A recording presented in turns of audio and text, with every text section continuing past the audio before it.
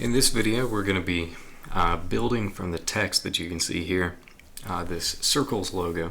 And this is important because it allows you to build a type on your own, and it also gets you thinking in the types of stuff that Illustrator does particularly well. So we're going to build these from circles and from lines that are consistent with each other. Some important things to note would be the fact that the text is consistent with whether it's the circle or whether it's the line, and that's something that we have to make sure to preserve during the process of creating this. But using the Pathfinder, using the shape tools, and a few other processes that are common, this is a really good exercise in fundamentals of Adobe Illustrator. So I'm going to get this out of the way, and we're going to go ahead and begin work on this. So I'm going to use the ellipse tool, and I'm going to draw out a circle, and I'm going to make it a relatively small circle here, not too big.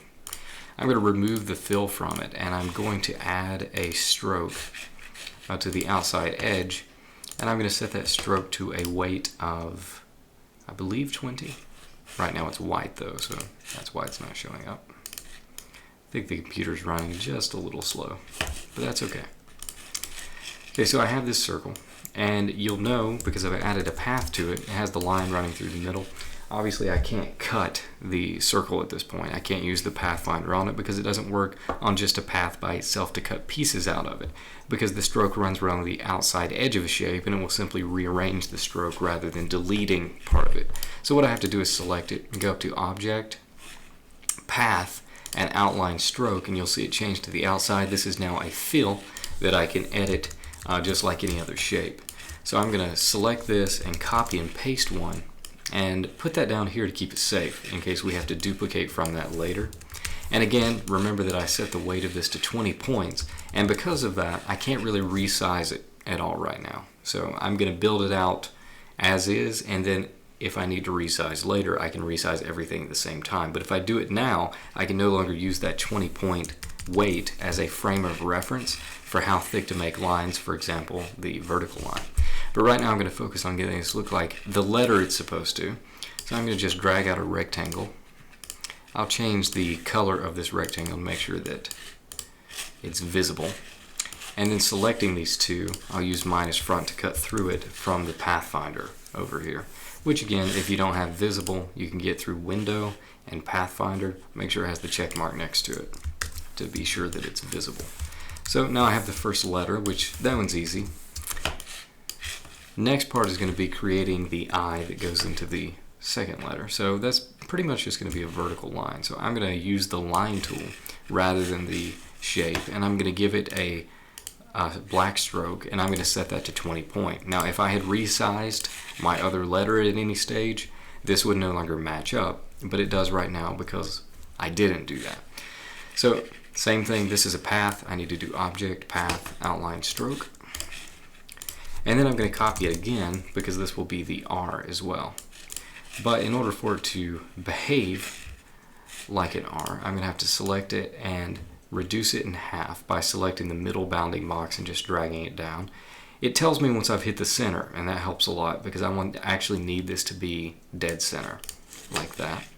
Now I'm going to take the C and copy and paste. I'm going to take another rectangle, and I'm going to cut this C in half.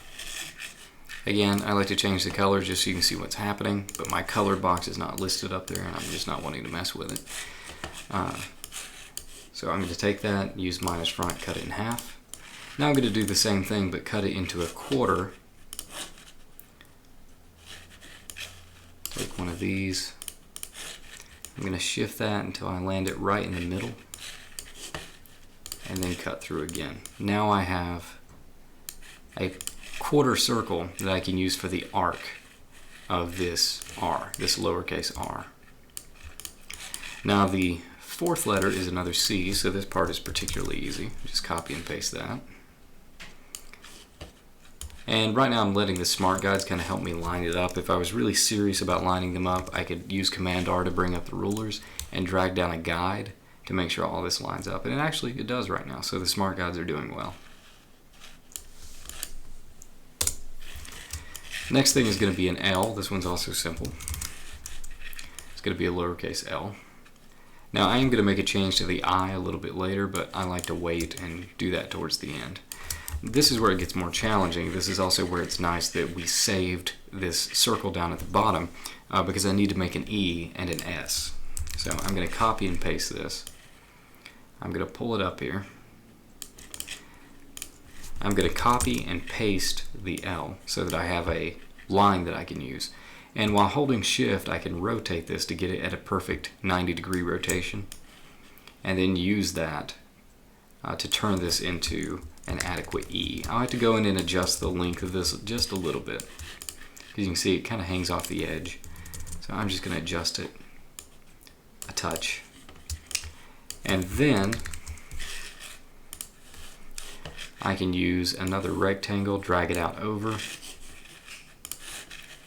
and selecting this, holding shift and selecting the ring, making sure I do not select the middle bar. I can use minus front, and now I've got an E. The next part is plays off of this. I select both the middle bar and the remaining aspect of the circle. I'm going to merge those together using the Pathfinder, using the Unite option, which is first here on the Pathfinder box. And again, if you hover over them, it will tell you what each of them do. So I'm going to use the Unite option to make this a single shape. I'm going to copy and paste. And then in order to get this turned into a letter S, I'm going to do Object, Transform, Reflect, flipping that around backwards. And then also giving it a similar cut right there on top, so it creates the correct letter for me. Let me make sure I actually did that well, because I think if I zoom in close, maybe not. I thought I had taken a little chunk out of the middle bar, but I guess I didn't. Just my imagination. Now for this lowercase I here towards the beginning, I'm going to give it a dot, but I'm going to do a little bit more than that. I'm going to create a dot that would go over top. I'm going to copy that. I hit Command C, so I would be able to paste another one here in a minute. And I'm just going to trim this down. Then paste the circle that I had copied before and place it in there. So now I have my text completely built from just basic circles and lines. And now I can select all of them, and if necessary I can even do Object and Group so that they behave as a single piece. And then I can scale them down and adjust them and move them as necessary. Take all of them and change the color, or put them over a background like I did before.